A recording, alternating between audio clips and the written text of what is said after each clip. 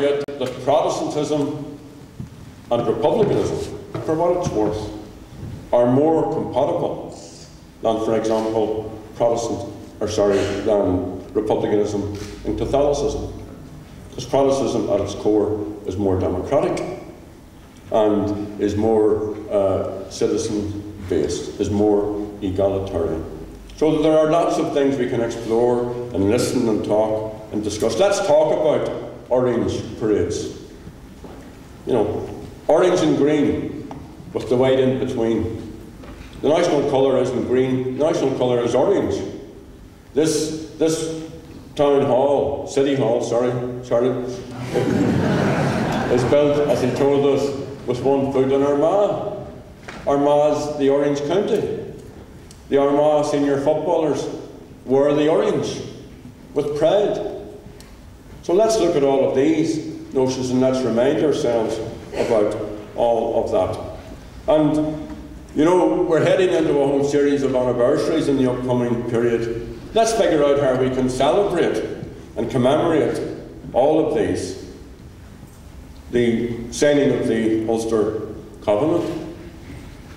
Let's have a democratic view of that action.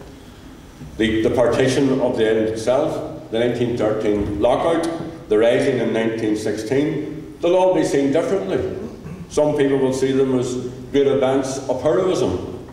Others see them as a threat. And we do have a collective opportunity to actually look at all of these matters and to be imaginative and to look at them objectively if that's possible so that we can learn lessons from them. These discussions are also about creating a new society on this side, because society is never fixed. Democracy, whatever that is and has to be organic. Has to be all the time reinvented and renewed and refreshed and reimagined. So, you know, like all political decisions, the shape of partition was dictated by economics as much as by unionist objections. I think a number of our speakers alluded to the political and legal ramifications of All-Ireland governance, but all pointed up the efficacy and the necessity and the logic of a single island economy. Before partition, the northeast of the island of Ireland was the most economically advanced. It was a net contributor to the British Exchequer. At that time, Ireland exported £20.9 million in manufactured goods, and 19.1 million of these came from the industries centred around Belfast. It had the shipyards, the linen mills, the rope works, the tobacco factories, and the engineering companies. So it's little wonder they didn't keep Munster. It's little wonder that they took the bit which was most economically and industrial advanced. It also allowed the British to control and influence Ireland. They aborted a potential revolution. They put in place a counter-revolution, a conservative state in the south and a conservative state in the north. And both states created by partition have been characterised by economic failure. I was just reading in the years last night, it was 1962. Just flying through it, they said, in the first 40 years of the southern state, 1 million people emigrated. 1 million. What an indictment of a state. They've been characterised by backwardness in social issues, by inequality, and by a failure to protect the most vulnerable of our citizens, and particularly our children. And on a island this size, partition just never made sense, folks, economically. It has created a duplication of public and private services.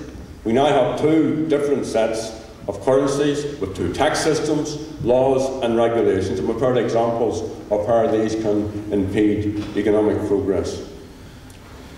Partition also ensured that the border region became one of the most disadvantaged parts of the island. There's higher than average unemployment levels, poverty, poor infrastructure and little investment. And towns like Newry, on this side of the border, and Dundalk on the other side, were cut off from their natural economic hinterlands. Economic development was stunted.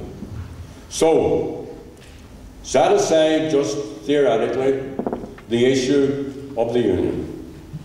It just makes sense to have greater cooperation, harmonisation and unity across all those economic issues, and they could, if all of that was done, actually transform the economic landscape here.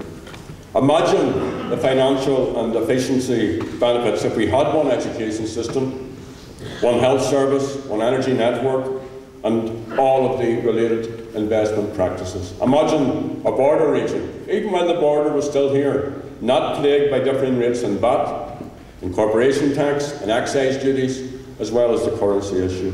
Imagine how better off citizens would be if we had in place a comprehensive All-Ireland economic recovery plan, which would be able to deliver prosperity and sustainable economic growth.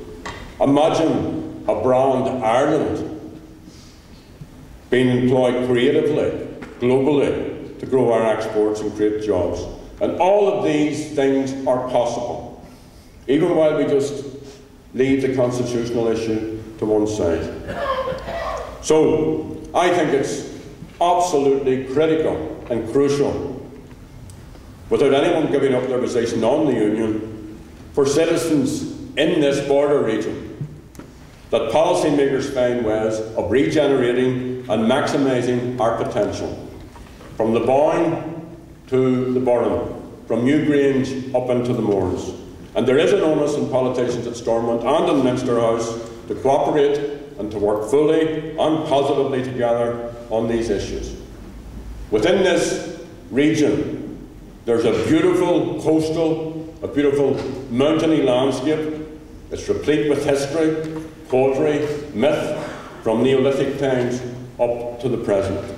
And in this immediate area, it's ridiculous that the people of the Cooley Peninsula and the Mournes don't have the benefit of a bridge at narrow water to bring them closer and to enhance the tourism and economic potential.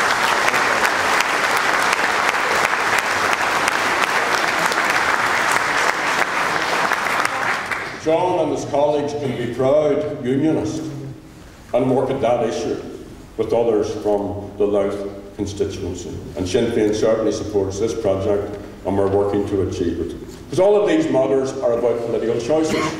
All of these matters are matters of political will. And this is the most often I've ever quoted you, John. As you asserted, the constitutional question is, of course, much more than economics. And there is an onus on those of us who want Irish unity to engage with unionist opinion. And the context for this has changed dramatically in recent years, and especially with the Good Friday Agreement.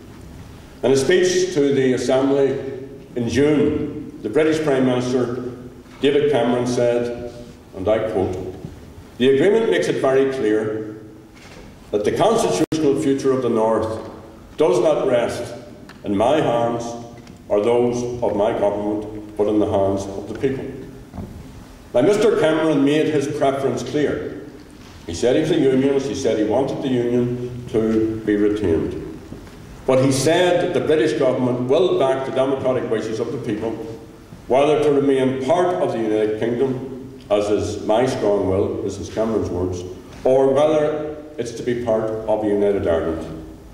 And later on, interestingly, when we were having a private meeting, he was challenged on this by the leader of the Ulster Unionist Party, and he stuck by his position. He said, "My position is the same as yours, but if the people want a United Ireland, the British government will legislate for that." Hardly as British as Finchley, as Mrs Thatcher once told us some long time ago. There's no other part of the United Kingdom that has that, I suppose, hinged relationship. And I think it's also evidence of the potential for the fundamental change that the Good Friday Agreement has created. So Sinn Féin wants to see not just a united Ireland, but a new republic, a real republic.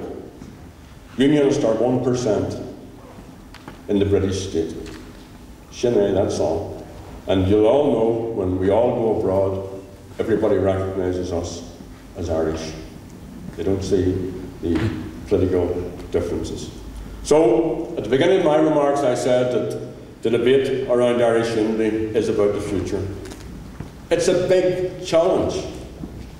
This issue has bedeviled relationships on this island since we were colonised, and between this island and our nearest offshore island. It's there, so it's huge. And to rise to that challenge and to resolve it and to go forward in harmony is something, I think, which we should not underestimate.